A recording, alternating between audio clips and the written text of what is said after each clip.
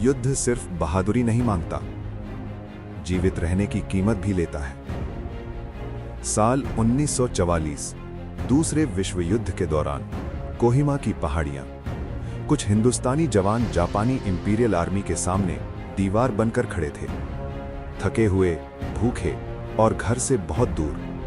उनमें एक था, एक साधारण सा राइफलमैन, असम रेजिमेंट का एक सिपाही। मौका मिलता तो हंस लेता था, वरना दिन रात बस लड़ाई। बाकी सब की तरह वो भी इस जंग का बोझ उठा रहा था। पर जंग नाम नहीं याद रखती। एक दिन गोलियों के बीच वो गिर गया। न कोई आखिरी बात, न कोई अलविदा, बस खामोशी।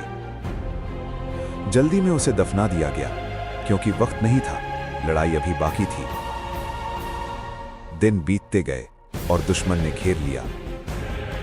रसद बंद, पानी कम और उम्मीद धीरे धीरे खत्म। हर जवान समझ गया था, अब ज्यादा दिन नहीं। लेकिन फिर भी वो टिके रहे। राशन खत्म नहीं हुआ, थोड़ा था पर मिलता रहा। इतना कि लड़ सके, इतना कि खड़े रह सके, इतना कि एक और दिन निकाल सके। किसी ने ज्यादा सवाल नहीं किए। जंग में सवाल नहीं, जिंदा रहना जरूरी होता है। लेकिन कहीं एक रजिस्टर में एक नाम अब भी चल रहा था। एक ऐसा जवान जो अब इस दुनिया में नहीं था, फिर भी उसकी गिनती हो रही थी। उसका हिस्सा, उसका राशन बाकी जवानों को जिंदा रख रहा था। घेराबंदी बढ़ती गई, हालात और खराब होते गए। लेकिन वही एक एक्स्ट्रा राशन सबके काम आ गया।